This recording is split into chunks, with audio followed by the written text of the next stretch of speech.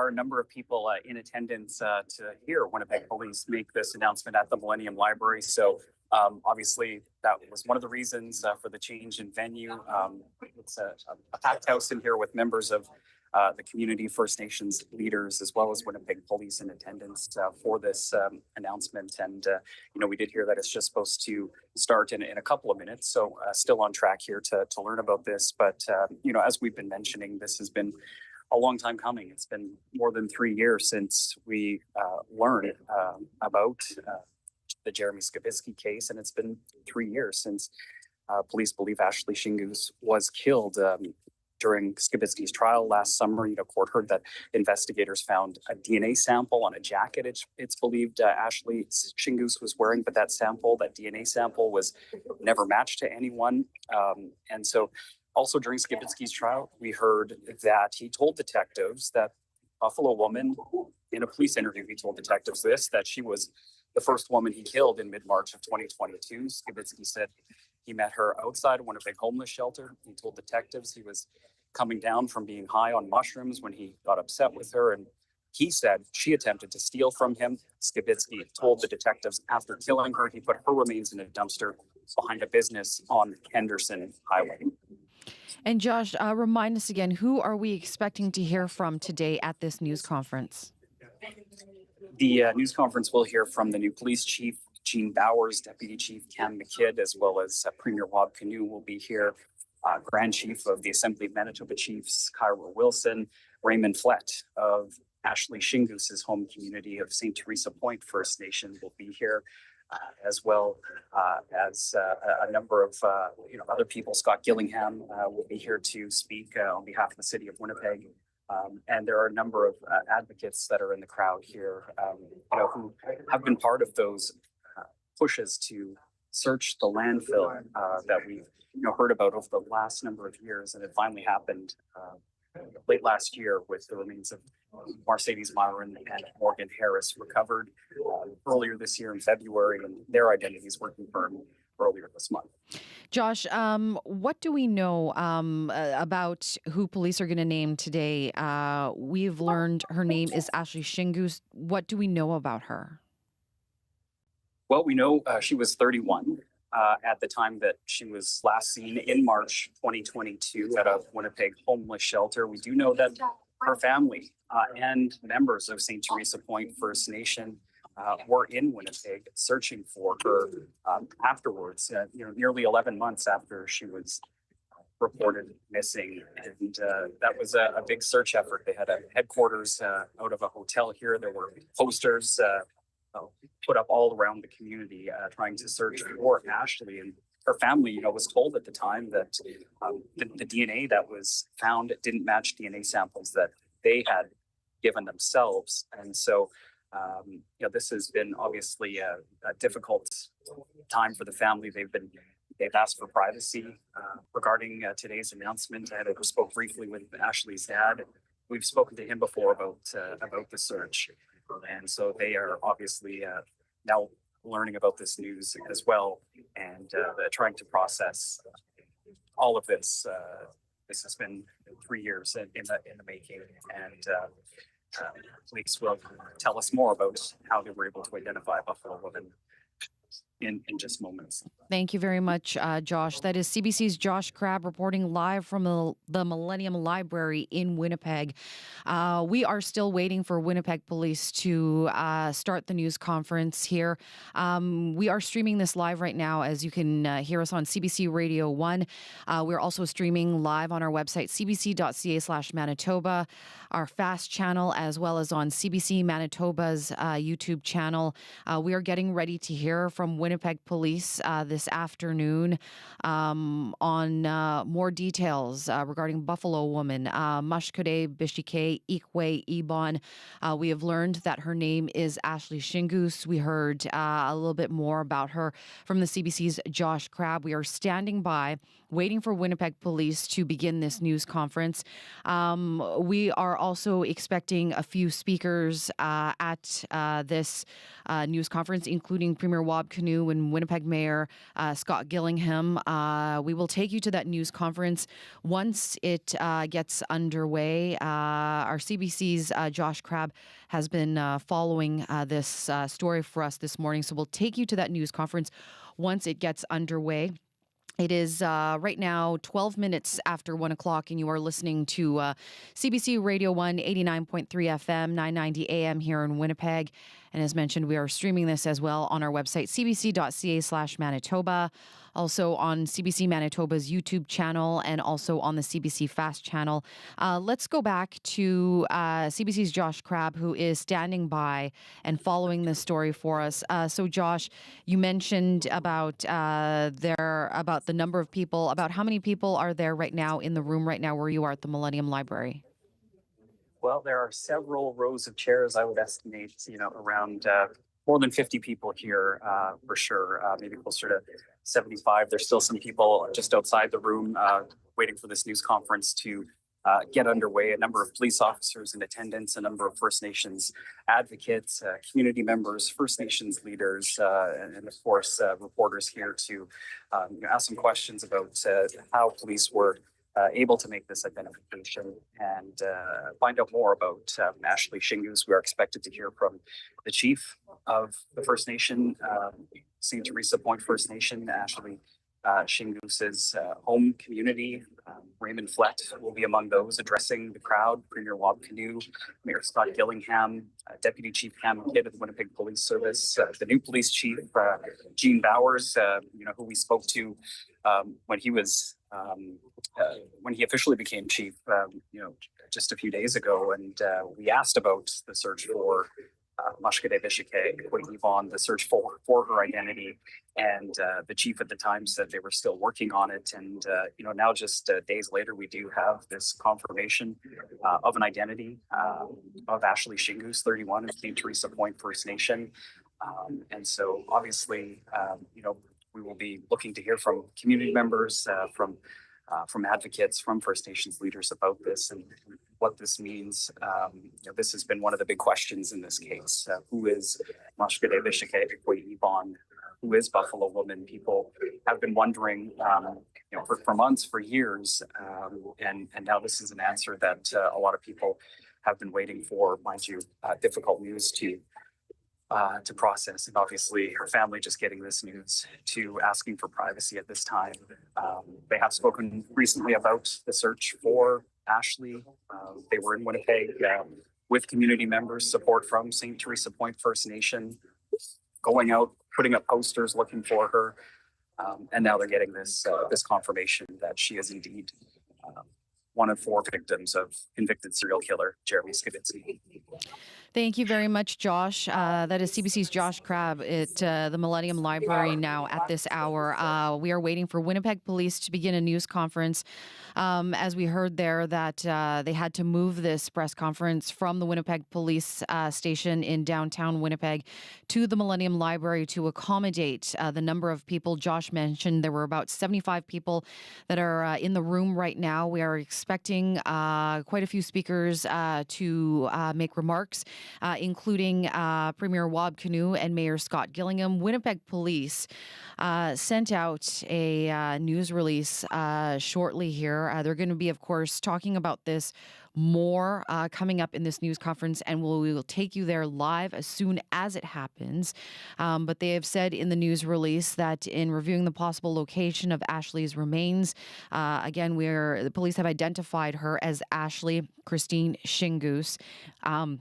Investigators believe that her body was placed into a garbage bin behind a commercial business in the 1300 block of Henderson Highway, and based on the timing of her death and the new information about where she has been placed, the Winnipeg Police Service believes that her remains were taken to the Brady landfill in March of 2022. So we've got some details coming out in the police release. Of course, we are expected to hear more from Winnipeg Police once this news conference gets underway. They're a little bit delayed here. And we're going to be hearing from a number of members, First Nations members, as well as Premier Rob Canoe is going to be in attendance, and Mayor Scott Gillingham will be there as well. Let's go back to CBC's Josh Crabb right now and just check in to see, Josh, what's the very latest? What are you hearing now? What are you seeing in the room? Well, people are still coming into the room, and I'm just going to let some people by here as they look for empty chairs. We do see that police are moving in some extra chairs to accommodate the crowd that's here today for this announcement. As you mentioned, we're hearing a little bit more about how police used DNA evidence to identify Ashlee Shingoose, who they say was 30 of St. Theresa Point. I've been saying 31, but police here saying 30 years old, that they identified her as a Buffalo woman. And so, police do say that yesterday homicide investigators and the family support unit traveled to St. Theresa Point to give this information to Ashlee's family. Okay, Josh, we'll cut you off there because the news conference is about to get underway. We'll take you there live now.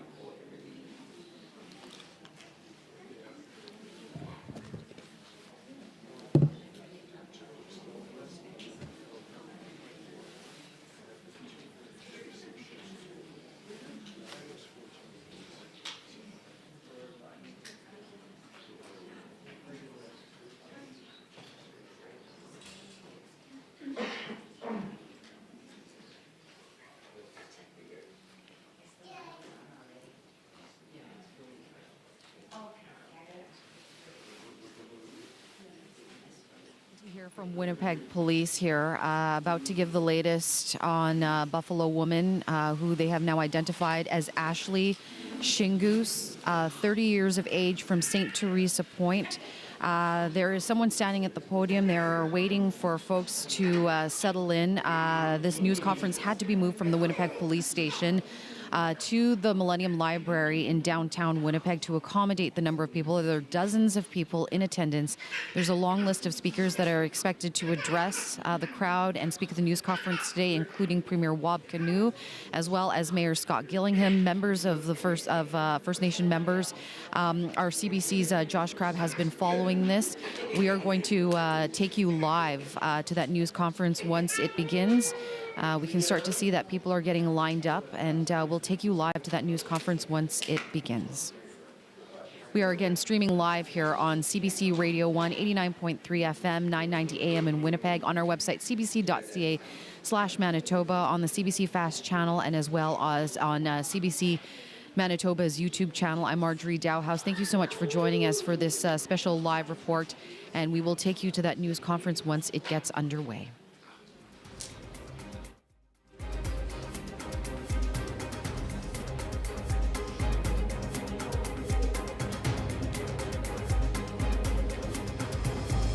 Okay, welcome everybody.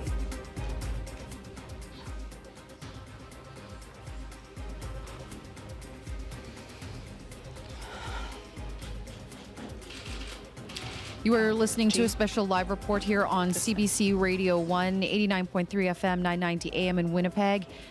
Streaming online on CBC Manitoba's YouTube channel, the Fast channel, and as well as online at cbc.ca/Manitoba. Let's take you to that news conference live right now at the Millennium Library.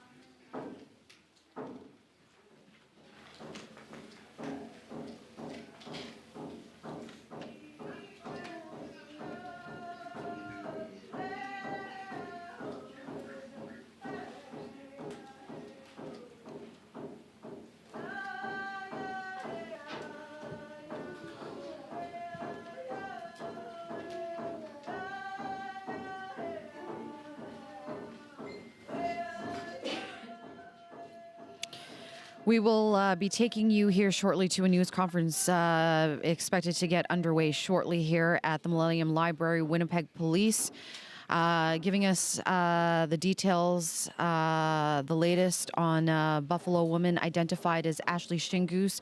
What we're seeing right now is a packed room at the Millennium Library where Winnipeg Police have had to move the news conference to. There is drumming that is happening right now. Dozens of people are in attendance, and we will be hearing from a number of speakers, including First Nations members, as well as Winnipeg Police.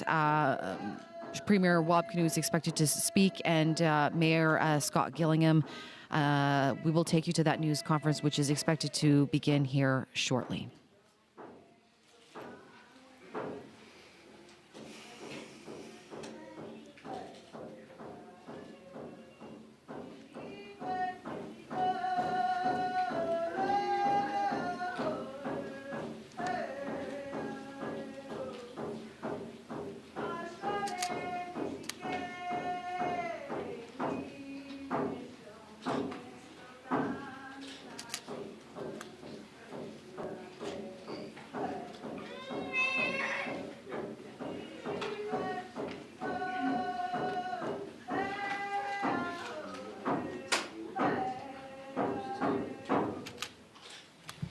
Thank you. Have a seat.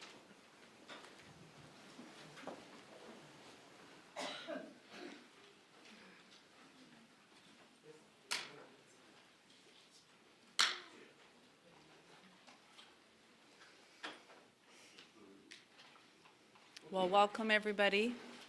My name is Bonnie. I'm the Superintendent of Community Engagement, Bonnie Emerson. It is Indigenous protocol to acknowledge the traditional territories one visits or seeks relationships with. Such acknowledgement is viewed as an expression of gratitude. As Winnipeg Police Service employees and members, I think it's important to recognize that and acknowledge that we're privileged to work and live on this territory. The history of the lands and our desire to move forward in partnership with Indigenous communities in the spirit of reconciliation. I would like to acknowledge that we're on Treaty 1 territory, the home and the traditional lands of the Anishinaabe, Innu, and Dakota peoples, and the national homeland of the Red River Métis. Our drinking water comes from Show Lake 40 First Nation. I would also like to recognize the long-standing history of the Ashlee here in Winnipeg. They come here to access supports and services, and many have made Winnipeg their home. Even more important, a land and water acknowledgement also focuses on the present and the future steps that we're willing to take to explore and define shared goals and partnerships with Indigenous peoples. I believe this is one of those steps. So to that end, I would like to acknowledge, or begin by acknowledging, the items on the table to my left. These are items that Ganawe Mananig, sorry Sandra. In English, we take care of them all.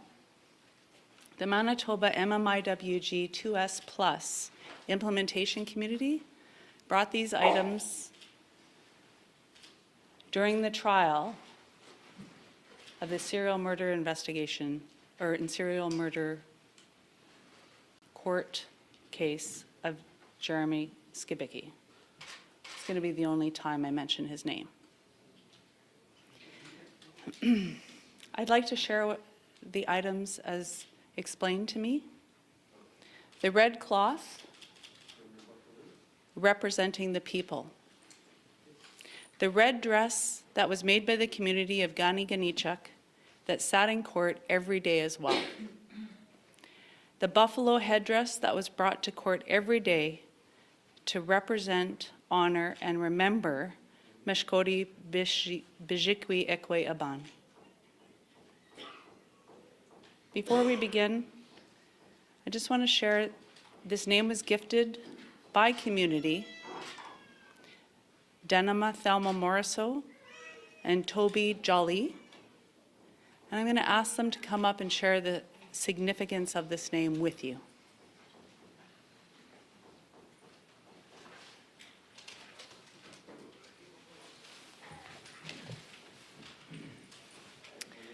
In order to show our respect, to start this in a good way, I present Toby and Denema Tobacco, thanking them for doing this for us all.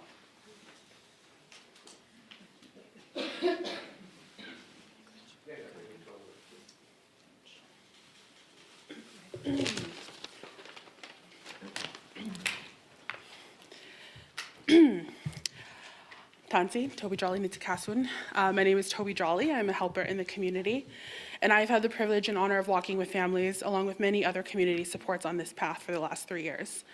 I think the reason I specifically have been asked to speak here today about Mashkade Bijiki Ekweban and how she came to be known by this name while we awaited confirmation of the name that was gifted to her by her family in life. In May 2022, I remember our little corner of the world being rocked with news of Rebecca Contois, as well as many other MMIWG lives lost during that month. Later that year in December, we learned of 3 more women connected to Rebecca, Morgan Harris, Mercedes Myron, and 1 more woman the police had not been able to identify. That last woman sat with me, appeared in my dreams, and weighed on my mind and heart. Seeing her called Jane Doe, or the unidentified woman in news articles, and called these same names in conversations because that was the only way we had to speak about her. In my struggle with this, I had the clear and resounding thought that we could not call her that. Both of these, despite being the language available to us, are very specifically non-identities. From the beginning, she felt deeply real to me and connected to our community. I didn't know what to do with that feeling, so I brought that to people much more knowledgeable than myself to speak to my emotional struggle and ask the question, what should we call her? I believe Denema will speak to the specific name given with more clarity and knowledge than me, so I'll leave that to her. But to the family we now know, Mashkade Bijiki Ekweban belongs to, our hope in giving a name was to give her as much dignity and respect as she deserved, to honor the same she carried, even though we didn't know who that was. And as the community, to claim her as our relative and act as relatives as best as we could. Until she could be returned to you, and now likely forever, we would give her our love, our care, our respect, and our attention, and call for others to do the same. I am very grateful to be here today with our community and with her family as we receive answers about a woman we loved intentionally.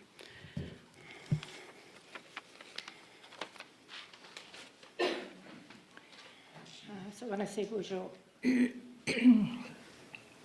Nimbi Toy Benesi Kendigo, Gaia would take up with Kendigo, Makado dem Nigabemide, Deona Quenda.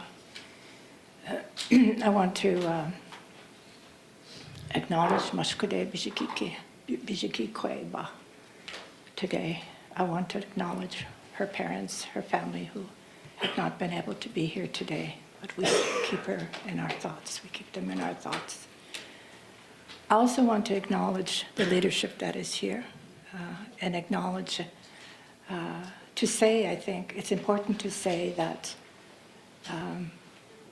this would not be happening today if we didn't have the strong will of the families, impacted family members, who pushed and pushed for this search to happen.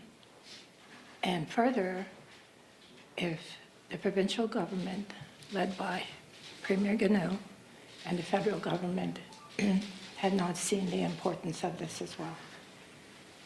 So we wouldn't be here. We would still be looking. So I want to acknowledge that and also acknowledge all the other dignitaries who are here today, the elders who are here, to our community.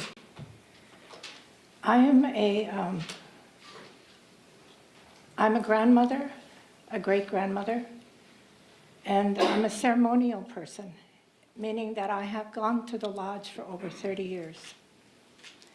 And one of the most significant people in my life was a grandmother by the name of Noje Kweba, who has gone on to the spirit world. It's my husband's adopted mother, and we called her Grandma. She's significant in my life, in addition to my own mother and my grandmothers as well. Noje Kweba was a fourth-degree Medewan in the lodge, the Medewan Lodge. And often she would go fasting. And for those of you who don't know, you go out into the bush by yourself. You sit on the earth. And basically what you're doing is you're praying for 1 day, 2 days, 3 days, until the spirit tells you to go home. And you do that without food and water for those 4 days, and without your cigarettes and your coffee, just to be clear. And on her fourth night, and this happened back in the 90s, late 90s, Noje Kweba, who was an elder by that time, quite elderly, went on her last fast. And on the fourth night of the third night of her last time on the earth, sitting on the earth, a beautiful buffalo spirit, a grandma buffalo spirit, visited her and sat with her and gave her many teachings about us as Anishinaabe Kwe, about women, and what she saw about us and how we were walking in creation. She saw our pain, she saw our sorrow, and she saw that we were not walking with our head up, but our head was down. She gave her so many more, but one of the most important things she said to her, I see you. I see all of you. And I want to give you a gift so that Anishinaabe Kwe can stand up strong, hold her head up, and walk upon the earth in the way that she's meant to. Touch the earth, our mother. And she said, I want to give my name to all who don't yet have their spirit name. And so it was Mashkude Bijiki Kwe. And she directed Noje Kwe to take that and spread that throughout creation, wherever she was going to do her ceremony, to tell the women, if your spirit name has not come to you yet, that's the name you can walk with. And so through the years, as I have sat with her as one of my primary teachers, there are many women who walk with that name. And I say to my relatives here, you too, if you don't have your name yet, that's your name. That's your name.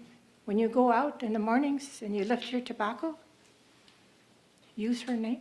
Mashkude Bijiki Kwe. That's who you are. You are that beautiful spirit. And put your tobacco down. And they tell us, when we do that, everything in creation stops to turn and look at us. And they say, there's my daughter. There's my granddaughter. She's doing her work. She's putting her tobacco out. So that can happen for you as well. And when all of this happened to our women, to our families, and we know it started way back even before Helen Betty Osborne, that it started even before that. But in this particular time, when Mashkude Bijiki Kwe was being called as that unidentified individual, our community, women, grandmothers, we sat and we talked and we said that she needs to have a name.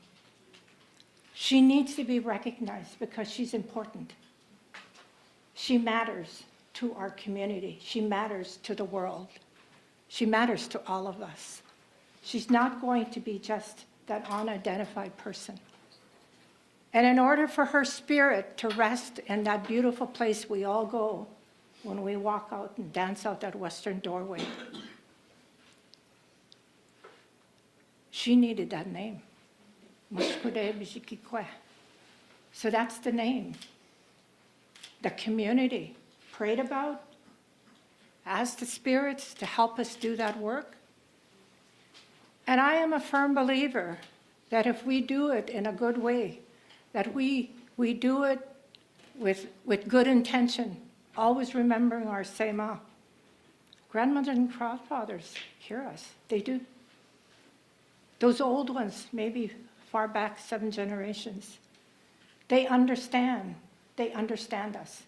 They know what we're asking for. And so we were sanctioned to do that.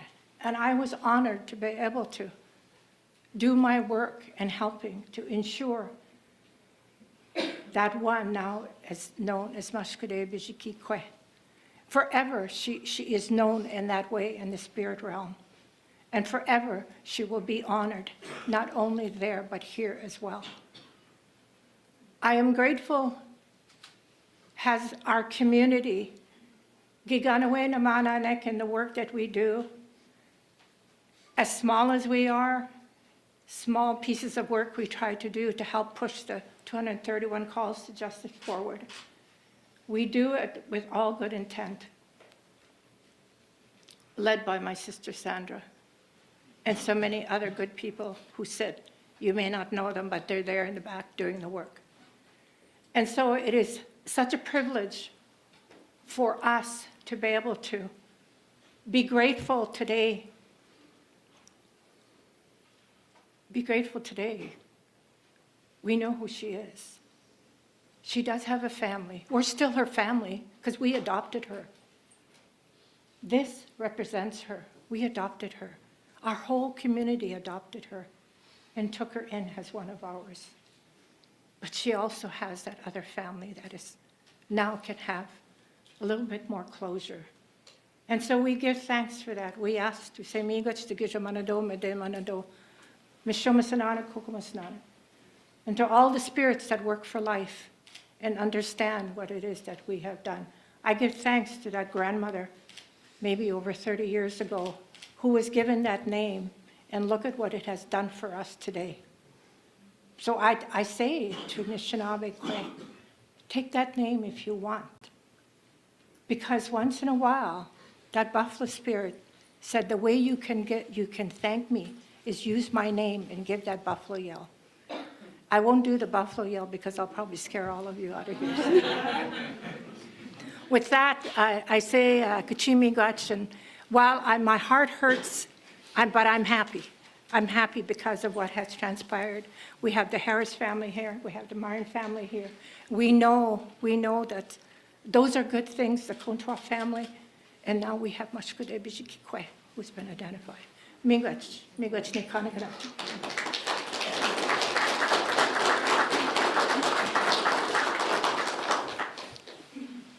Thank you. I should acknowledge the City of Winnipeg Indigenous Relations Division for helping me with some of the wording of the land acknowledgement. And just for everybody to know that when you ask an Indigenous person to do the land acknowledgement, we're not obligated to follow the traditional. And so it was really important to start this in a different way and to provide the acknowledgement in a more wholesome way, fulfilling for what is about to come. So I want to start by acknowledging there's family members that aren't able to make it at this point in time, but they are watching virtually. We do have family members of Rebecca Contois, Morgan Harris, and Mercedes Myron here and watching emotionally, so I'd like to acknowledge them.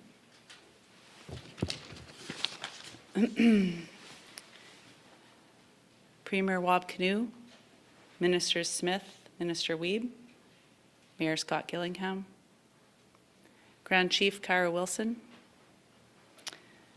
Grand Chief Seti, Grand Chief Daniels, Chief Raymond Flett, Chief David Meaches, Regional Chief Billy Moore, Knowledge Keepers, elders, and community members, Knowledge Keeper Grandma Shingoose, Sandra Delaron, Stan Lapierre, and everyone is here to support the family of Buffalo Woman. We're all impacted. or have been impacted, everybody in this room. It was announced in the news release that we will be confirming the identity of Mashkode Bijikwe Aban, also known as Buffalo Woman. Speaking will be the Premier, Wab Kinew, Mayor Scott Gillingham, Assembly of Manitoba Chief Grand Chief Cara Wilson, the Chief of St. Theresa Point, Shingoose Chief Raymond Flett, Police Chief Jean Bowers, Winnipeg Police Chief Jean Bowers, and Deputy Chief of Winnipeg Police Cam McKidd. Well, I also wanted to thank you for your patience. We started late, we changed venues, and I wanted to share that the reasons for that is this response, the magnitude.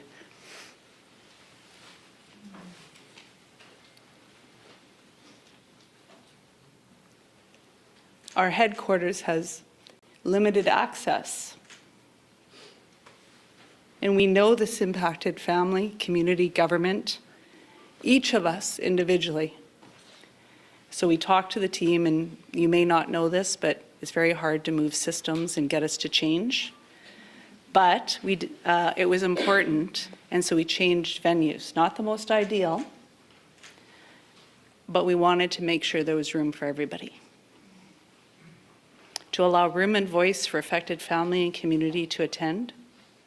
It is, however, about providing answers for Buffalo Woman's family, and I am so very honored to be here.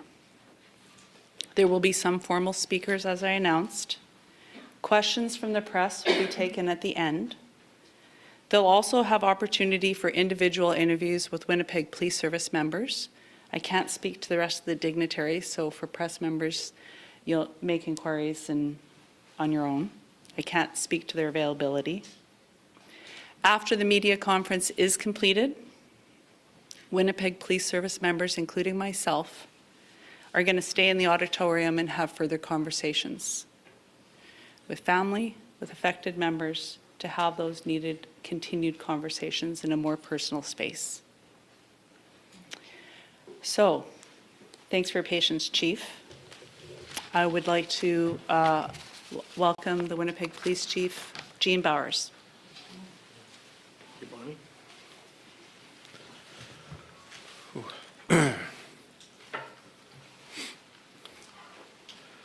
Okay. I just want to thank, firstly, the families, the Contois family, Myron family, and the Harris family for coming together today with us. Premier Kinew, thank you. Grand Chiefs, thank you for coming today. It's very important that we're here together today. Today is a difficult day. The update that we're here to provide will undoubtedly trigger strong emotions. Everyone is affected here. From the Indigenous community who embraced an unknown victim whose life was lost and gifted her an identity, Mashkode Bijikwe, or Buffalo Woman.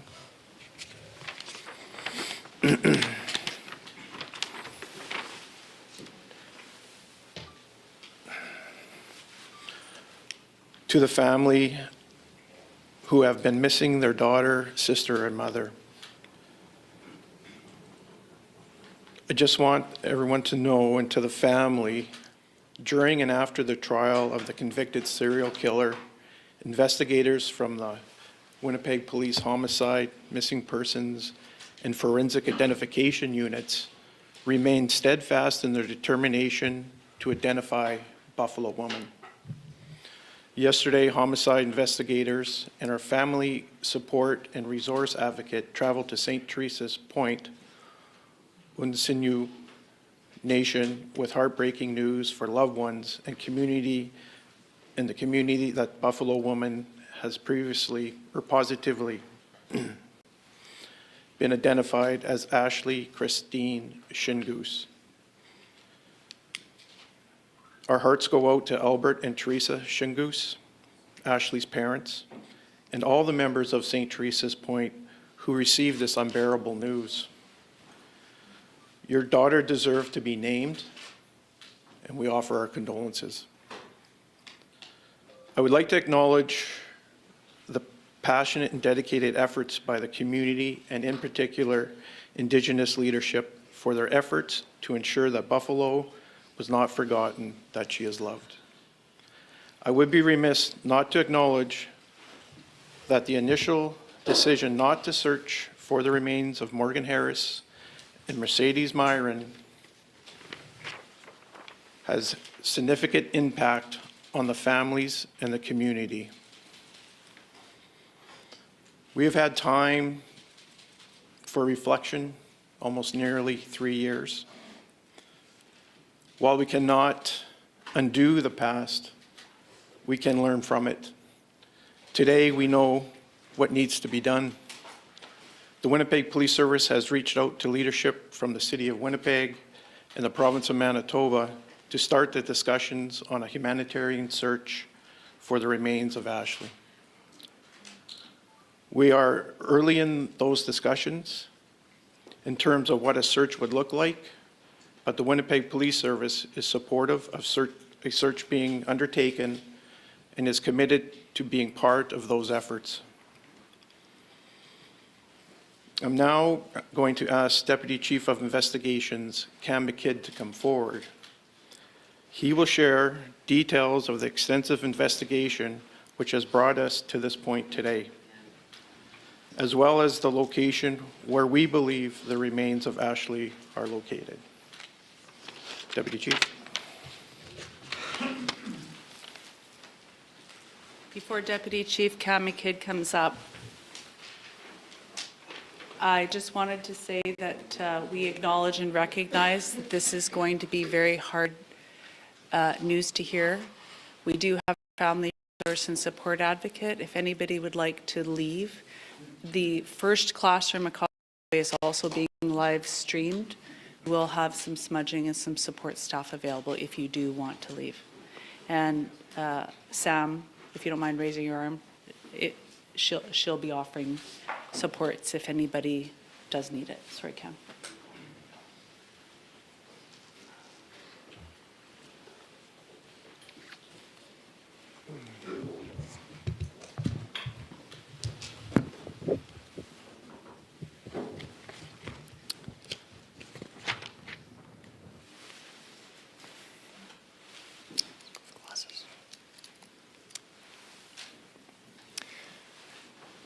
So thank you everyone for being here today. I must say it was overwhelming to come into the room half an hour ago and see the scene here.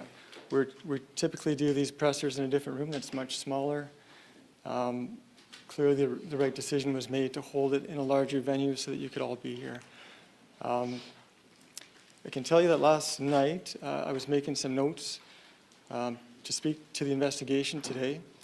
And as I kind of feel the spirit in the room, I must say I'm concerned that the level of detail that I was prepared to provide, I'm reconsidering. So as I go through my notes here, I will take you through the investigation. If you see it a little bit disjointed, I might be sort of amending things on the fly here. I hope you understand. Having said that, we will be taking some questions here. I'd also be happy to take questions from individual media outlets after this press conference. So if it's more appropriate for you to put your questions to us outside of this room, I'll certainly make myself available for as long as we need once we're finished here today. First and foremost, I would like to start by joining Chief Bowers in offering my sincere condolences to the Shingoose family. I can't begin to imagine what their family and the families of Rebecca Contois, Mercedes Myron, Morgan Harris, went through for these past 3 years. This has been a horrific tragedy, and the families of Rebecca Contois, Morgan Harris, Mercedes Myron, and Ashlee Shingoose, I just can't imagine what they've gone through. It's beyond words. And for the Shingoose family, my hope is that the news that they received yesterday, along with the path forward that will be discussed in the coming days and coming weeks, will provide at least some small measure of closure for their family going forward. So as I said, to put these recent developments that we're here to talk about today into proper context, I'll be providing a brief overview of this investigation, which will lead to a more detailed explanation of the progress that was made that brought us here today. This investigation was certainly one of the most complex investigations in the history of our service. It began on May 16th, 2022, when our homicide unit was tasked with investigating, sorry, I'm told to speak up. Okay. I just have a quiet voice, so I'll try here. Sorry. It began on May 16th, 2022, when our homicide unit was tasked with investigating the death of Rebecca Contois in the River East area of our city.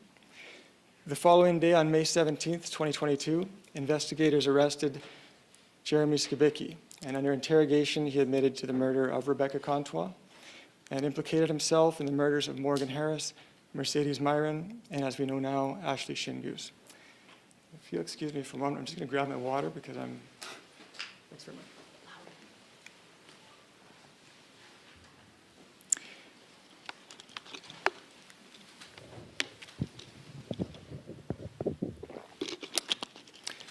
At the time of his initial arrest, the Crown was consulted, and it was determined that Mr. Skibicki would be charged with Rebecca's murder, while investigators continued to gather evidence to substantiate charges with respect to the other 3 murders that he confessed to.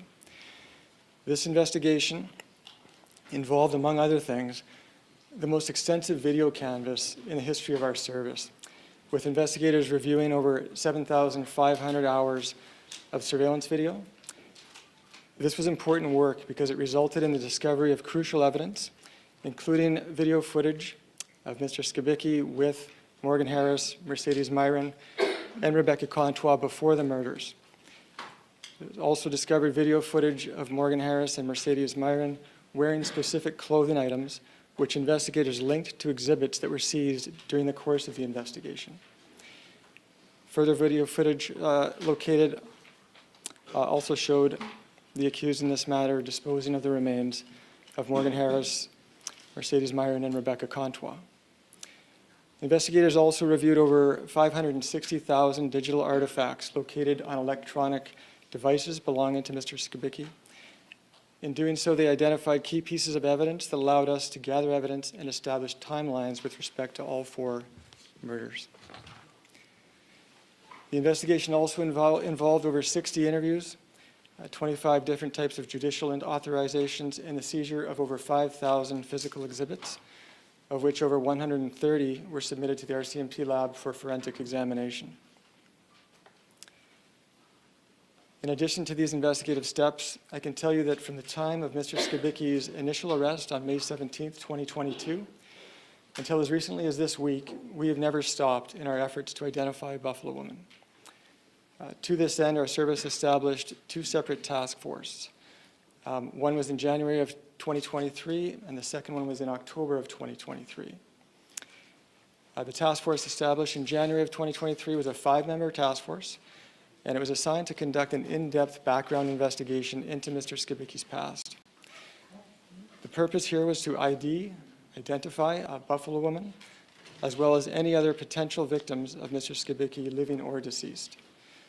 This was an exhaustive 4-month background investigation that delved into all aspects of Mr. Skibicki's past. It included over 40 interviews with friends, family, and acquaintances dating back to his childhood. It also included an examination of every address, organization, or agency with which he had a nexus with since his childhood. These efforts didn't identify any additional victims, nor did they identify Buffalo women, nor did they establish any links between Mr. Skibicki and any long-term missing person files, including historical devote files. We found Mr. Skibicki was not particularly mobile, and there was no evidence to suggest that he left the country or the province. He never held a valid driver's license, and he never had a vehicle registered in his name. This task force also investigated numerous tips from the public regarding Buffalo Woman, none of which resulted in a positive identification. The October 2023 task force was created specifically in relation to Ashlee Shingoose. There was evidence that linked her to Mr. Skibicki's suite, and at that time she was a missing person, a long-term missing person. So we were obviously very interested in looking at her as a potential as being Buffalo Woman. So this task force was struck up in the hopes of establishing further links between Ashlee and Mr. Skibicki. Unfortunately, despite an exhaustive effort, no further evidence was found linking the pair. In May of 2024, the evidence collected by the police was ultimately presented in court by senior prosecutors Christian Vanderhooft and Renee Lajamodier. And this led to Mr. Skibicki being convicted on all 4 counts of first-degree murder on July 11th, 2024. On August 28th, 2024, Mr. Skibicki was sentenced to 4 life sentences in relation to each of these heinous crimes. Following these convictions, our investigators continued in their efforts to identify Buffalo Woman. These efforts never stopped. As a result of these continuing efforts, on December 17th, 2024, homicide detectives conducted a post-conviction interview with Mr. Skibicki at a maximum security facility where he is serving his sentences. During this interview, new information was provided to investigators that established that the remains of Buffalo Woman, as she was known at the time of this interview, were taken to the Brady landfill in March of 2022. In conjunction with this new information regarding the location of Buffalo Woman, additional information was received which led our investigators to seek further forensic testing of exhibits in an effort to positively identify Buffalo Woman. Results from those forensic tests were received on March 11th, 2025, and March 24th of this year. As a result of those tests, we were able to confirm the identity of Buffalo Woman as that of Ashlee Christine Shingoose, born July 28th, 1991, of St. Theresa Point First Nation. As noted by Chief Bowers, this news was delivered to the Shingoose family in person yesterday by detectives and a family support and resource advocate from the Winnipeg Police Service. I'm going to close things there. Just closing thoughts. I can't begin to recognize the people I see in this room as much as I'd like to, both internal and external. It's just not possible.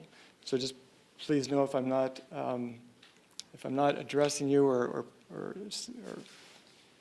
singling you out, it's just impossible to do in a room like this, unfortunately.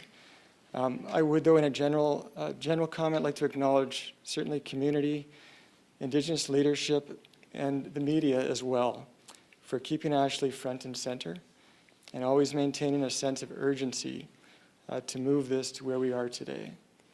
We were certainly with you all the way, and yeah, those are my comments, so I will now turn it over to Bonnie. Thanks very much.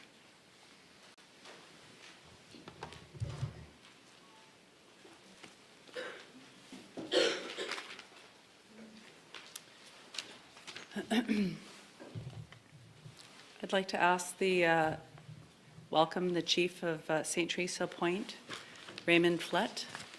If you'd like to come and provide some remarks.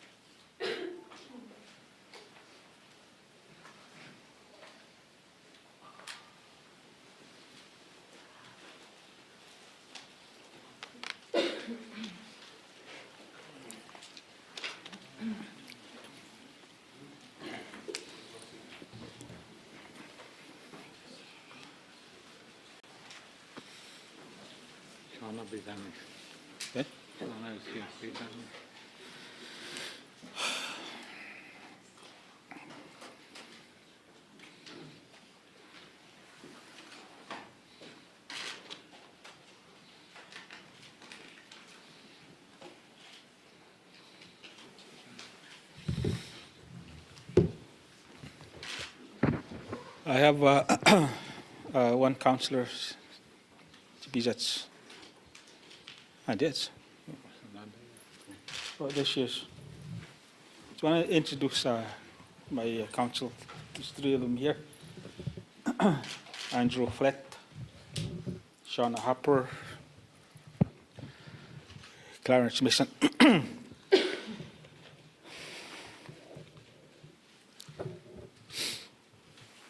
Thank you sa gitin na gabsaik kimsin na gumakanak. I say thank you, Premier Wapkanu, Police, Winnipeg Police Force, Superintendent, thank you. Kaya nasa nanggwendantin mga kanipoyan. Nada ci kitangin.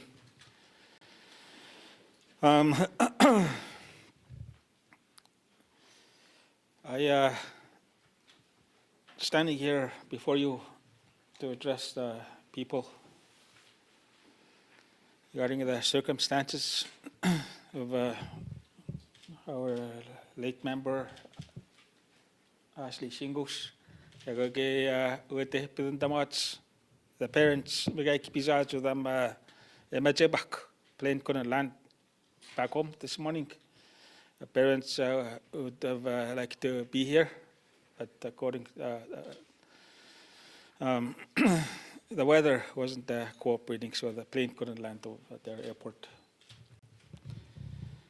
I just want to mention that it's hard. It was hard. I was in Montreal meeting with Kanawake peacekeepers regarding a justice program. When we got the news, my superintendent, we had a Zoom call, the council back home. We telling them what the superintendent has disclosed. The family, parents, Albert and Theresa were there. It was heartbreaking. But at the same time, we welcome the news that there is a light at the end. Something that we all strive for. It is a blessing from our Creator. I don't have anything prepared, but I do want to say that the discovery, I want to thank Winnipeg Police. It's a significant event for us back home and for all the Indigenous people, for the city of Winnipeg, province of Manitoba, and right across the country. It is profound. It signifies our history and the ongoing struggle for justice for everybody, especially our young women, our women. Some are still out there missing.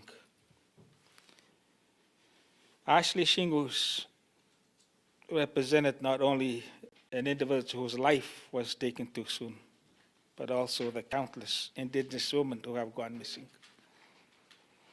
or have been murdered without proper investigation, accountability, or closure for their families.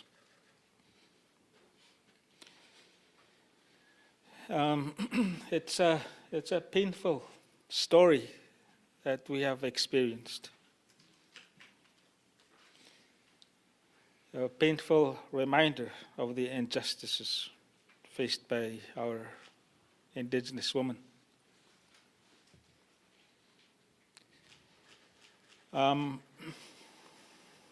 We have to together, everyone, that we need to put more action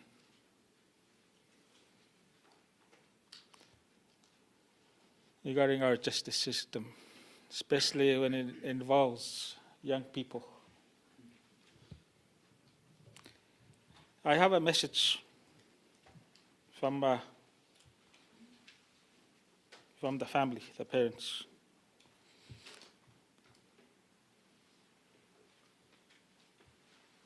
They couldn't be here, so they sent this message, and it states, this is from the mother, Theresa Shingoose. She says, please start the search as soon as possible.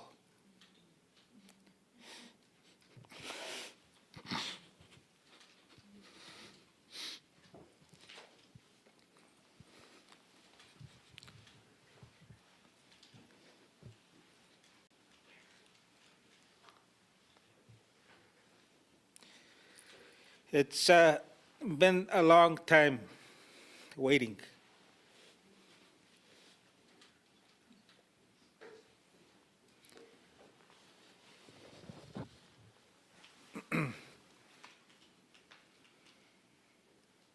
I need to bring her home. I need that closure. It's been too long. Enough. Search the landfill as soon as possible.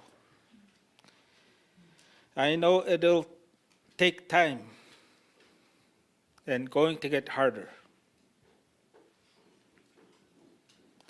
This new update, it takes me back. It's hard reliving the hurt. This is from Albert Shingoose. And that's all I have for you. Thank you for listening. Thank you so much.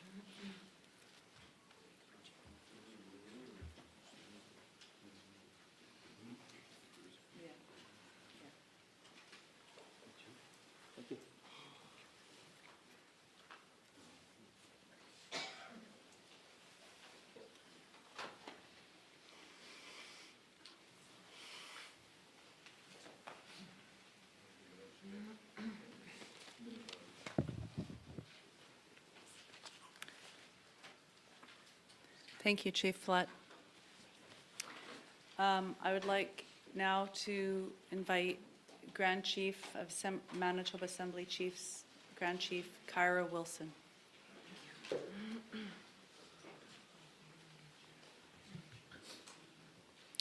Good afternoon. Anin, Buju, Tanse, greetings to all my relatives here today. Today we gather in a moment of deep sorrow and reflection, but yet, you know, we recognize the strength and the love that you know, binds us together as First Nations people. I stand here this afternoon offering my deepest condolences, to Shingoose family, as well as leadership from St. Theresa Point. I know that this information, that's, you know, confirmation of what has been long feared by the family. And while it does bring answers, it doesn't ease the pain of the loss.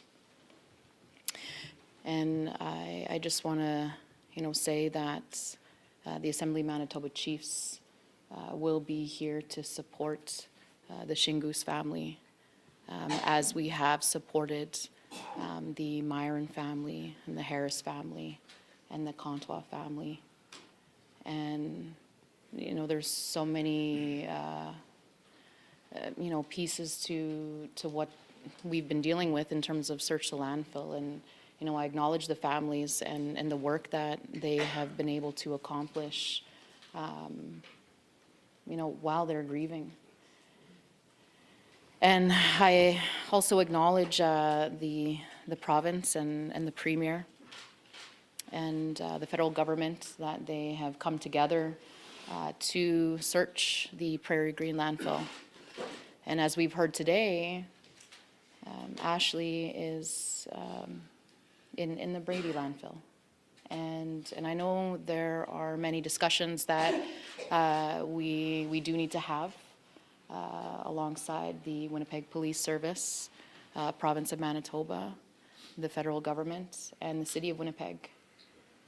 I know the search the landfill with Prairie Green landfill, a lot of that fell on the families, and it fell on the Assembly of Manitoba Chiefs and our leadership and our Lake Grand Chief, and the Province of Manitoba, supported this work, and the federal government supported this work. And I think right now what we see is more answers to the crises that we're dealing with, and we all need to come together. I acknowledge our Winnipeg Police Service here, our Chief of Police. Thank you for that continued effort to get answers for the family. And there's a lot of work ahead of us. I know that the family, as well as Chief Flett, identified that we do need to search the landfill as soon as possible. Of course, we don't have any plans. We haven't had any conversation surrounding that. Today, we are here to support the Shingoose family at their pace. I couldn't even imagine what the families continually feel every single day. And we're here for the Shingoose family and the community and the leadership in whatever supports that they are needing. So there are many discussions that we will be having in the next, I would say, a few days, and to make sure that we are moving forward with a landfill search. So I just want to say thank you to everyone that is here, and thank you to everyone that is listening. Thank you to everyone that supported the landfill search at Prairie Green. And now we are now discussing a search at the Brady landfill. And this is another search that we have to take on for the Shingoose family.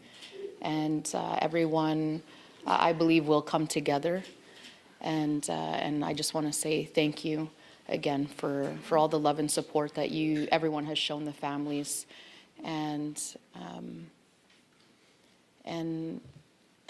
I know that this information has been very difficult for many families that are impacted by the crises that we talk about every single day, is missing and murdered Indigenous women and girls and Two-Spirit.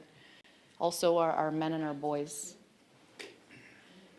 And there's so much to discuss surrounding that. There are many people that we need to connect with during this time. And right now we are supporting the Shingoose family and all of families impacted by MMIWG2S+. And so I just want to say thank you again. I know this is a very difficult day for everybody. It is very triggering for everybody. But just know that we are all here to support one another and to love one another and to show kindness to one another. So I just want to say thank you again. Miigwech.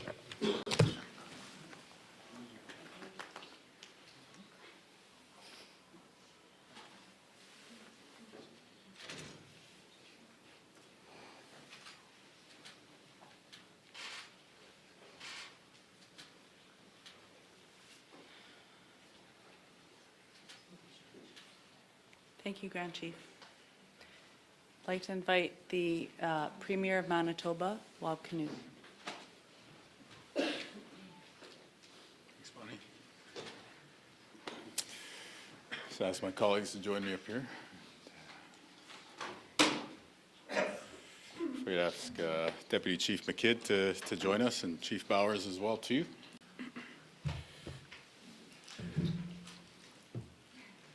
Ashlee Shingoose Kijinakazo. Ashlee Shingoose Kijinakazo. Ashlee Shingoose Kijinakazo. Ashlee Shingoose. I think it's very important that we say her name and we remember her. And so with that, I want to, on behalf of the province of Manitoba and the great people that call this place home, send our most sincere condolences to the grieving parents and family of the late Ashlee Shingoose, also known as Mashketepej Ki Kwe Buffalo Woman, the late Buffalo Woman. By saying so, I also want to acknowledge the families of Rebecca Contois, Mercedes Myron, and of Morgan Harris, and to thank you for all of the advocacy and the leadership that you've shown the people across Canada these past few years in advocating for your loved ones and for continuing, I can vouch for this, continuing to advocate for Ashlee even before we knew her name. So miigwech. To the chiefs of the First Nations and to the chiefs of the Winnipeg Police Service, I offer you a warm and hearty handshake and welcome you to work together on bringing Ashlee home. I want to say to Ashlee's parents, to her mom and dad, who I had a chance to speak with briefly yesterday, I promise you that we are going to search the Brady landfill for your daughter.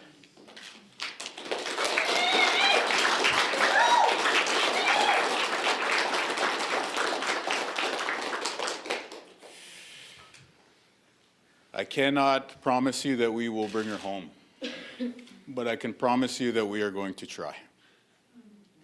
And the reason why I'm here on behalf of the provincial government is to show that we're going to work together with all levels of government, including Indigenous governments and the Winnipeg Police Service, to search the Brady landfill and to do our best to bring your loved one, Ashlee Shingoose, home so you can memorialize her and honor her in the way that you see fit.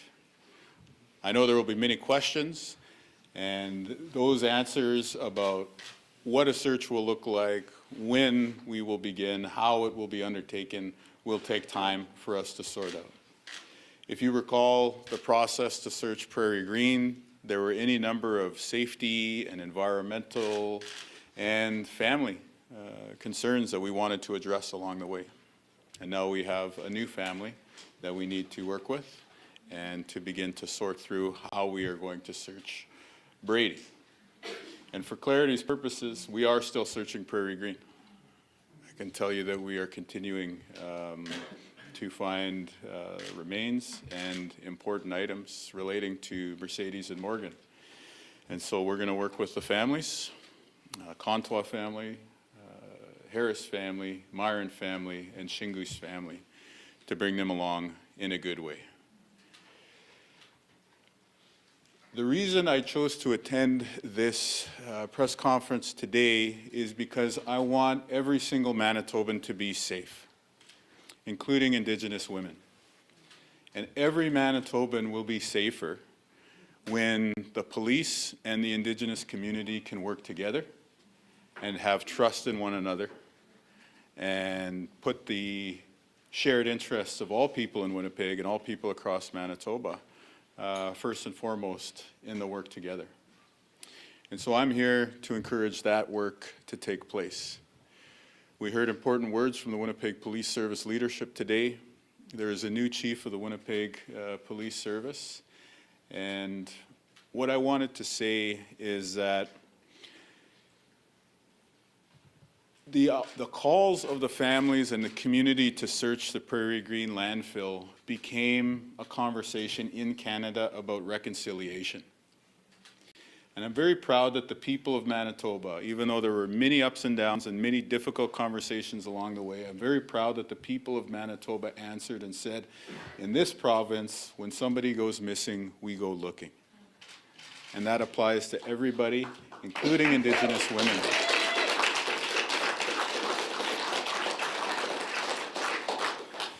And when we started to search Prairie Green, we didn't know what the odds were that we would be able to bring Morgan and Mercedes home, but we have been able to deliver that to the families, and they will be able to move forward. And we keep the Contois family in our thoughts as we do this work. And now the Shingoose family will be there too. And so, the conversation about reconciliation requires us to give space for people to learn. And it requires us to be patient. And so to hear the Winnipeg Police Service say that they are learning, and to see the new chief come forward with this information, I think is important for us to work together with and to show an openness towards welcoming. And I know there's going to be many more tough conversations to come, and there will be future issues that we have to sort through in a difficult way together, but we must be committed to working together for the shared interests of making every person in this province and in this city safe. And reconciliation, we'll see that take place. Reconciliation, when pursued properly and pursued with an open heart and a good mind and solid intentions, will make this province safer. And so to the people of Manitoba out there who've been watching this and don't know how they felt through all the difficult moments of the past few years, I hope that you recognize that through the ups and downs, we are moving closer to a province and to a Canada that is going to be safer, because there is going to be more trust, there's going to be more cooperation, there is going to be more shared interests for everybody, no matter where you come from in this province. And you're seeing all leaders from every level of government, including police leadership, coming forward to say this matters and we're going to work together. And I think that that is a very important thing for us to recognize. And I know that this does not make the healing journey or the questions that families still want to ask go away, but it does perhaps indicate that some progress is being made. And in addition to having your loved ones being returned to you, I hope that you also know that you're changing Manitoba and you're changing Canada for the better. And future generations of girls and women and Two-Spirit people will be safer because of that. And so as the leader of this province and as a leader on a United Team Canada, I want to say thank you. I want to say miigwech for taking up that work, and to the great people of this province who have been very patient and who have had an open heart along the way, I want to thank you for having an open mind. And even if maybe you weren't in agreement before, I want to recognize that you have been willing to have that open mind and to continue to accept the truth of these families and to accommodate that. So returning to the Shingoose family, I want to offer again my sincere condolences.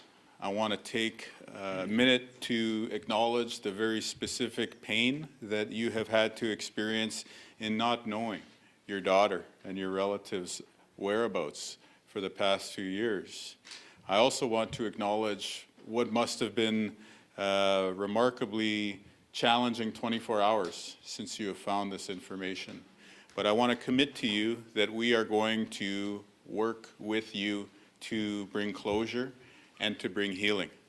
And to people across Canada, I hope that at the end of this journey, that this has been a healing moment for our country too.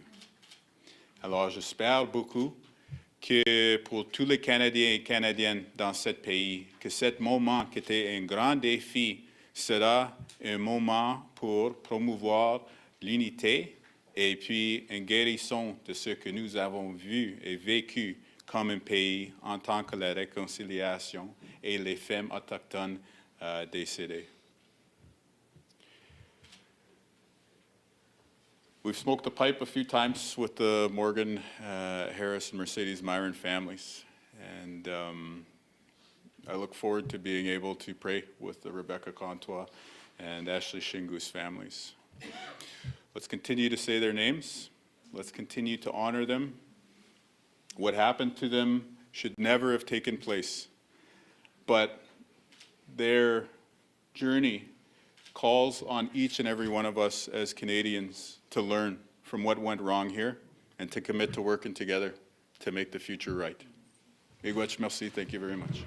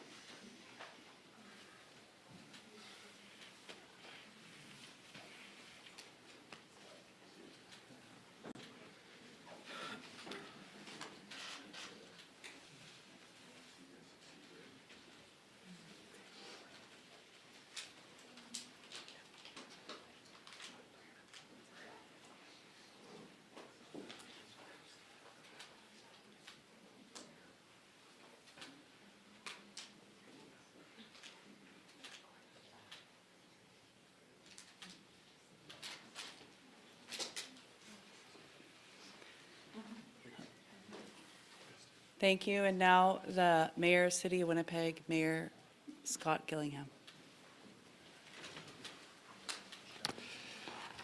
Thank you very much. I want to acknowledge the Premier, the Grand Chiefs, the Chiefs, the Chief of Police, especially today. I want to acknowledge particularly Chief Flett and his council from St. Theresa Point. Also want to thank Regional Chief Will Moore, who gifted me months ago this beautiful medallion, and it's an honor to wear it today. Want to begin by expressing my deepest condolences on behalf of the people of Winnipeg and my council to the family and friends of Ashlee Shingoose. I had the opportunity to speak with Ashlee's parents, Albert and Theresa, yesterday on a phone call to share my personal sympathies and condolences to them, as well as the thoughts of the people of Winnipeg. We had a good conversation. I was moved by their kindness, their gentleness.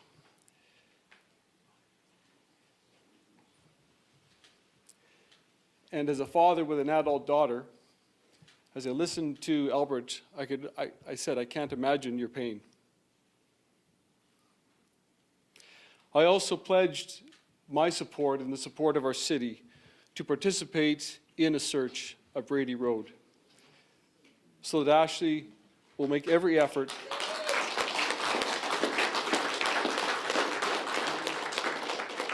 and as the Premier said, we will make every effort to bring her home. Ashlee Shingoose, Rebecca Contois, Mercedes Myron, Morgan Harris. I repeat their names because they mattered. These women are not statistics. They are daughters, they are sisters, mothers, aunties, and friends. They're members of our community. Their lives mattered, and their loss continues to be felt deeply within our own city and throughout the entire province, and indeed beyond, throughout our nation. And while today's announcement may bring a measure of clarity, it's not closure. There is still much healing to do, still much work ahead of us. Together with the province of Manitoba and with the federal government, with the families and with Indigenous leadership, we will determine next steps in the search operation. I do want to take a moment to thank Premier Canoe and acknowledge him for his immediate commitment to this search. The province's experience and other families' experience in its work at Prairie Green will be invaluable, and we certainly welcome and need their leadership and partnership. Our city staff at the Brady Resource Management Facility maintain detailed GPS records and bring operational expertise that will contribute to a safe and effective search, and they are ready to assist however they can. I also want to recognize the Winnipeg Police Service, including our new chief, Jean Bowers, for continuing to pursue the investigation and confirming Ashlee's identity, even after a conviction was secured. That ongoing effort matters. That ongoing effort has brought us to today.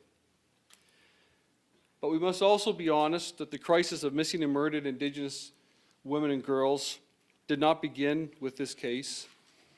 And tragically, we must work hard together to ensure that it doesn't happen anymore. That's why we must continue to act together through every level of government, every partnership possible, with Indigenous leaders, community members, families, and organizations to ensure safety, justice, and accountability, to make our city safer. I can tell you as the mayor of the city, I am not satisfied to be here today. We all must work to do better so that Winnipeg is safe for all people.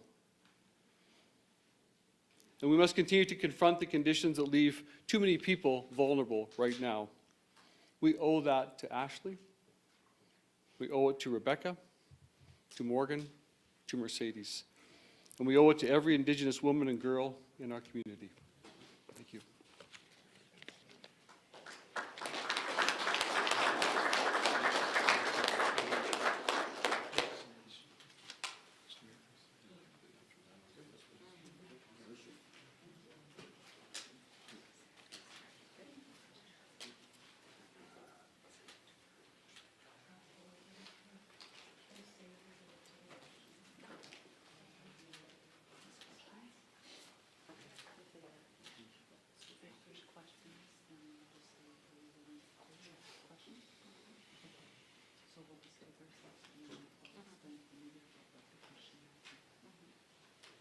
Okay.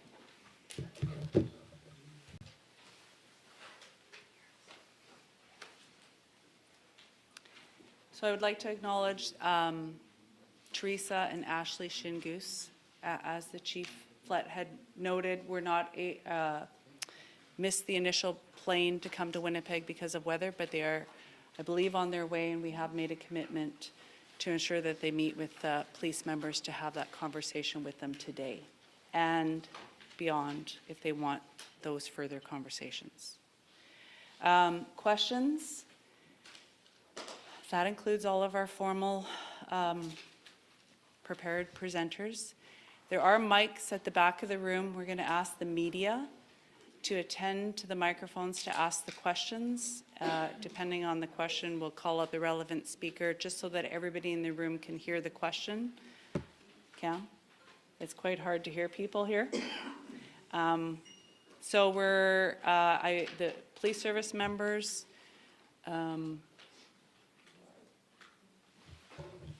sorry, one moment.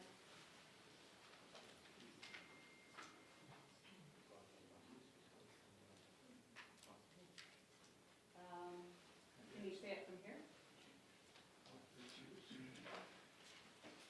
As we're gathering our questions, I have a question for our tech team. Is there a way to live stream or have the father say, have Albert say something? Can we put him on speaker and he can say it here? Yeah. Is he on the phone? I don't know how to do it. Kelly, is there a way to make that happen?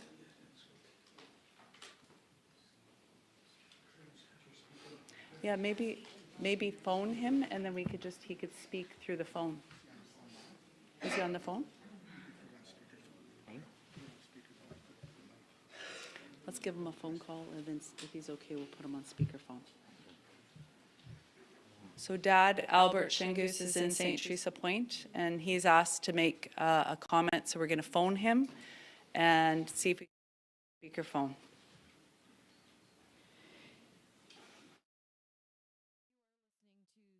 CBC Radio 1, 89.3 FM, 990 AM in Winnipeg, on the CBC website at cbc.ca/Manitoba, as well as on CBC's Fast Channel and streaming on CBC Manitoba's YouTube channel. I'm Marjorie Dowhouse. We have been bringing you live coverage of a news conference held by Winnipeg Police. They have provided more details and have identified Mashkode Bishike Ikwe Ibon, also Buffalo woman, as Ashlee Shingoose. We are standing by to hear from the father of Ashlee Shingoose, Albert Shingoose. So we'll take you back to that news conference right now.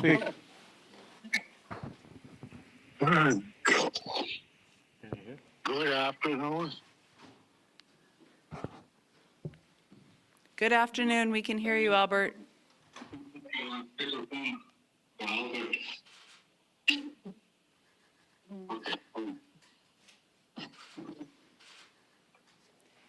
You might need to turn down the live stream on your end, Albert, and then we can hear you. You can talk anytime. Good afternoon. Can you hear me now? Yes, we can hear you. I just wanted to thank all of you for giving us the opportunity to speak to you.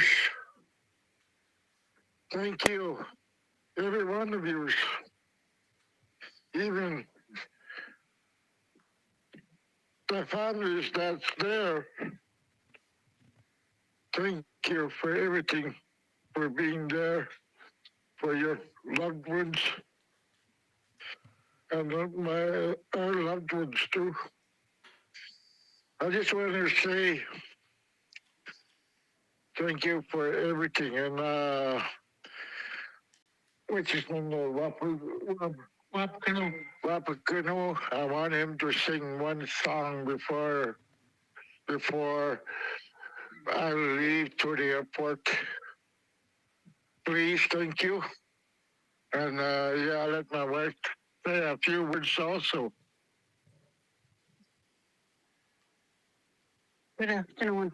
This is Theresa, and I just want to thank everybody for all the work,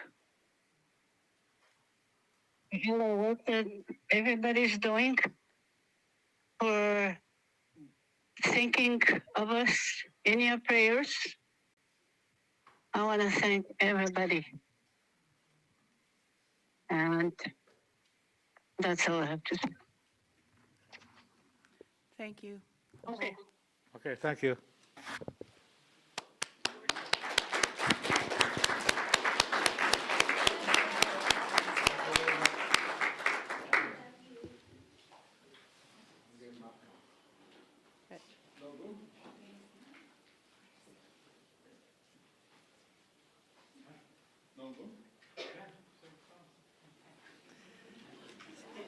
At the request of Albert Shingoose, he asked the Premier to sing a song. Song is from South Dakota, belongs to Quanah. Yeah, yeah, oh, yeah, yeah, yeah, yeah, ha. Hey, yeah, yeah, hey, yeah, yeah, way, yeah, ha. Ha, yeah, oh, hey, hey, hey. Yeah, yeah, yeah, yeah, yeah, yeah, yeah, ha. Ashlee, way, yada, ya. Ashlee, way, higher, oh, hey, hey, hey, doy.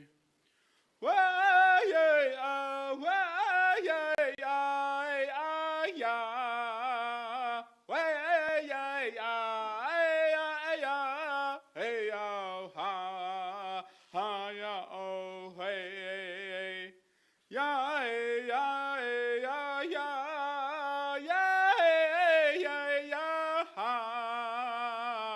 Ashlee, way, yeah, yeah, Ashlee, way, higher, oh, hey, hey, oh.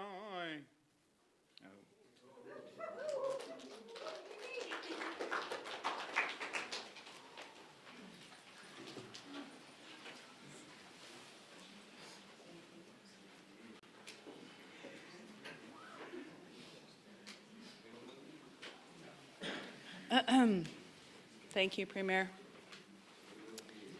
Okay, so we have questions.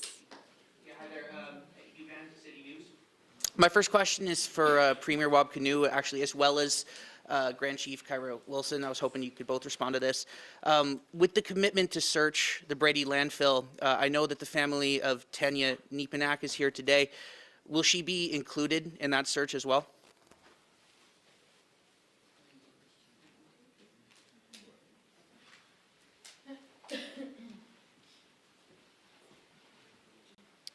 Thank you for the question.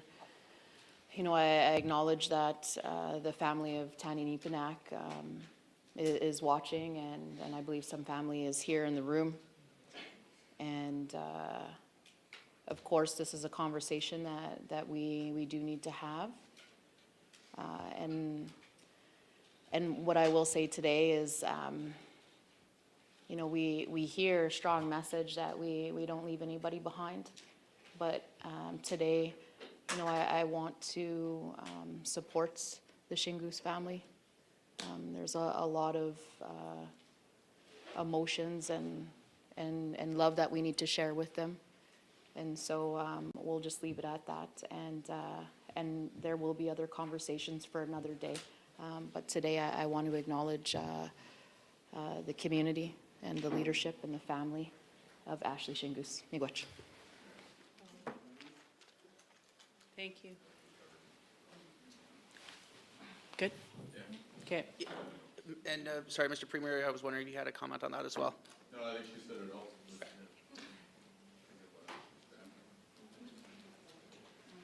Hi, everyone. T.R. Wheatley with APTN National News. I just want to say, if Albert and Theresa, if you're still listening, you guys said it all along. You knew that was her. So I really hope you guys can, help with your next healing part. So in relation to that, I was actually going to ask the same question earlier, so I'm trying to think of one fast. But I guess, can we just talk more about the reconciliation process and how that's, important? Because for a long time, our community was very disconnected with the police, and the new police chief is trying to work on that. So can we just talk about that a little bit more, please? From the police chief, probably, from his point of view.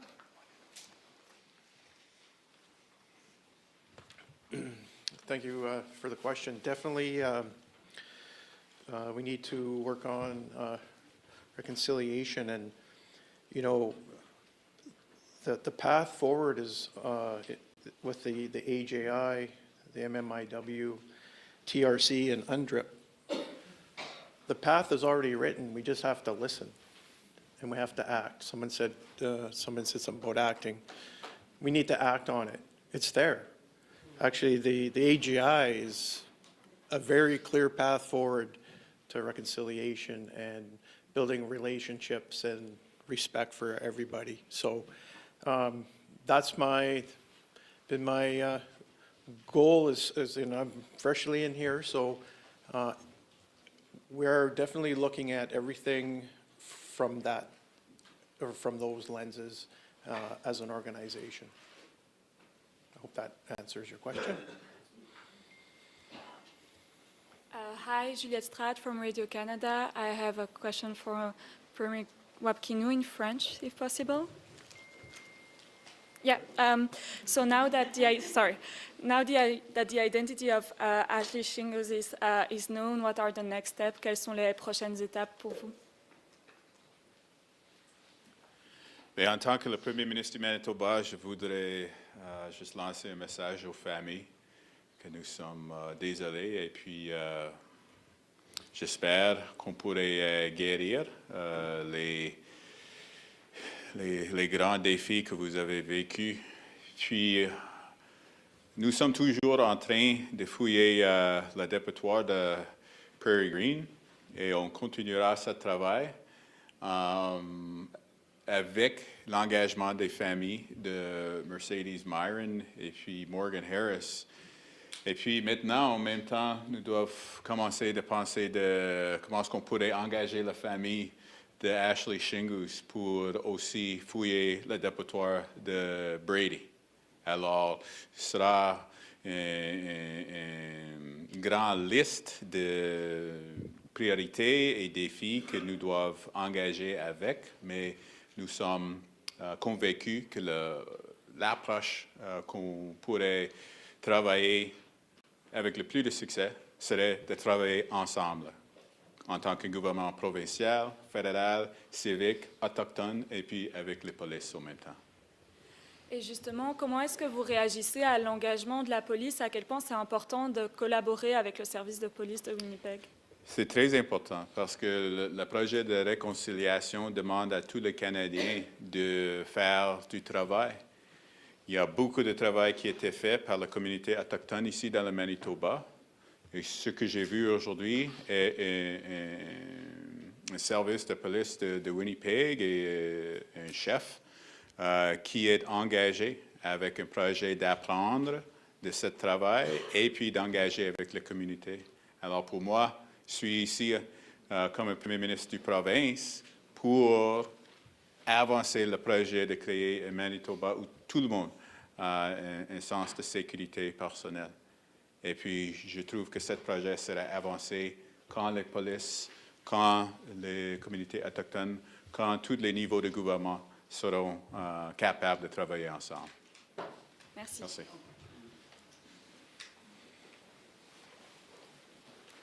Hello, everyone. I'm Timur Durrani from the Globe and Mail. I'm going to ask this question really on behalf of the country at this point for the Winnipeg Police Service and perhaps also Manitoba Premier Wab Kinew.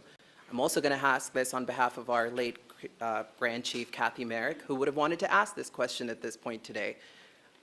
How could we trust you as a country to conduct this work now when this was work that was not conducted back in 2022, and at that point, even the identity, some of this information that we are now learning today, we know these dates, we've been given these dates, but can you be at this point, as in the other search for the other women, the RCMP has now been put into that, how can the Winnipeg Police Service be trusted here to work on the Brady search if it couldn't be trusted with the Prairie Green search?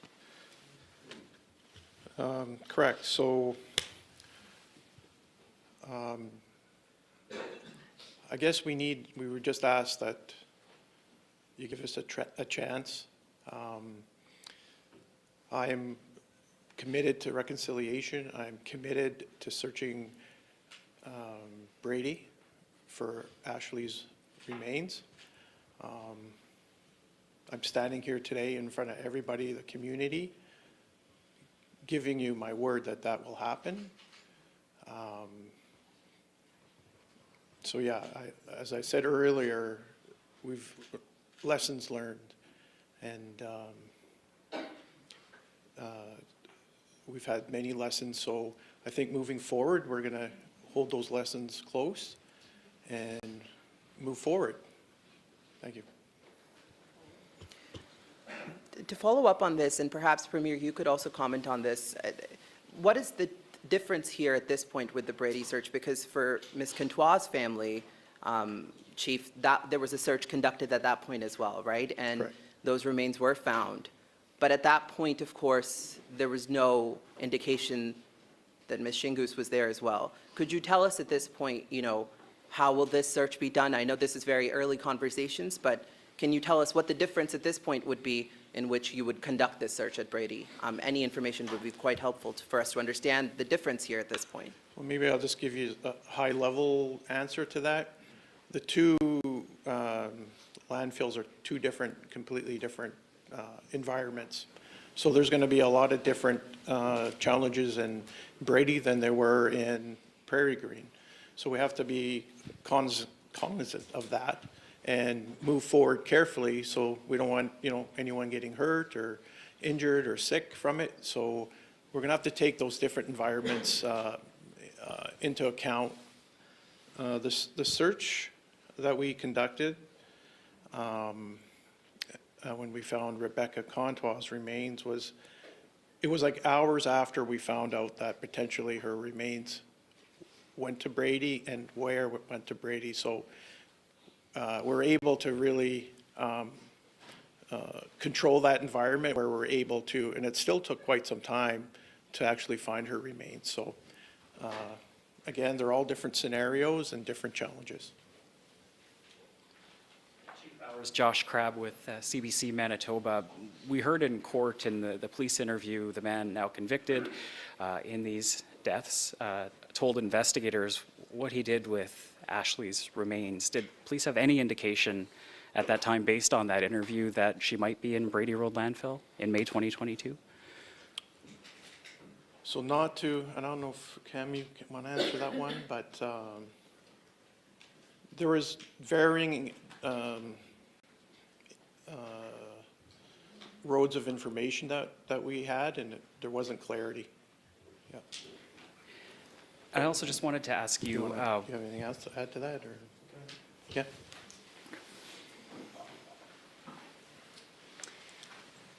Sorry, not sure where the question came from, but I think, as I understand, could you just repeat the question now?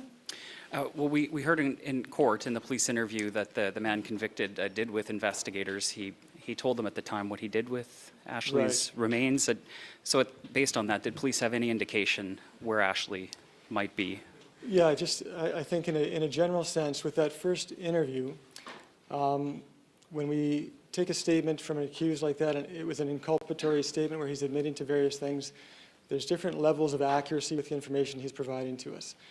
With respect to Rebecca, for instance, the information was fresh. It was very accurate. We could corroborate it through video and other investigative avenues.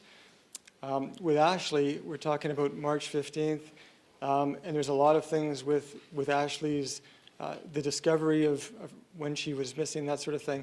It played out over a long time. So the degree of accuracy with the information we received in that initial interview, we had a general sense what happened, but in terms of the specifics, it wasn't quite there. I spoke today about the investigative avenues we went through to try to shore up that information.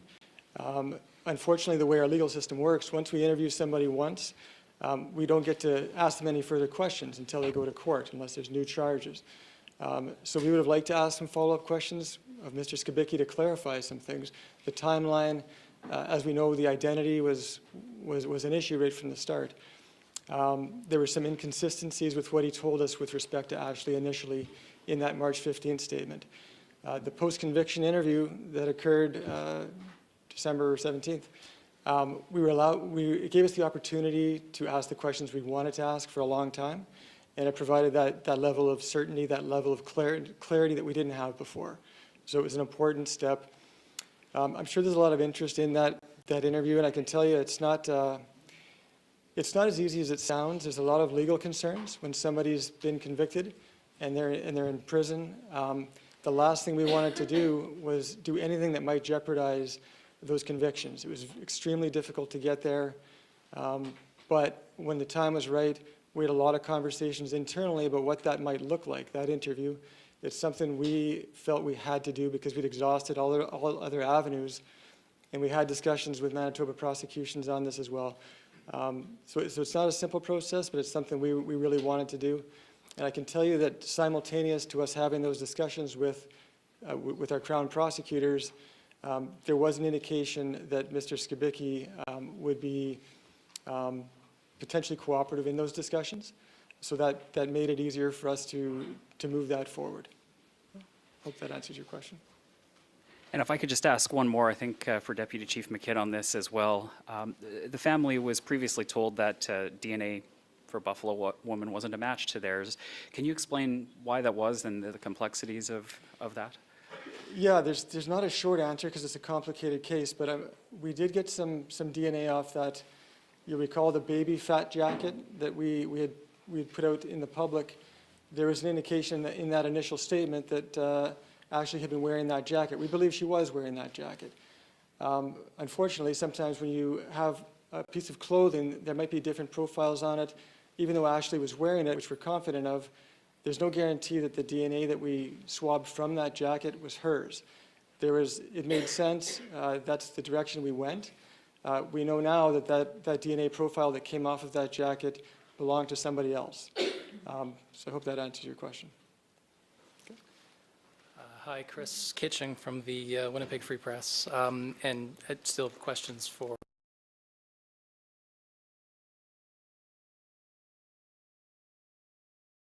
channel of Winnipeg Police Service giving more details. They have identified Mashkade Bishike Ikwe Ibon, also known as Buffalo Woman, as now Ashlee Christine Shingoose, 30 years old, of St. Theresa Point.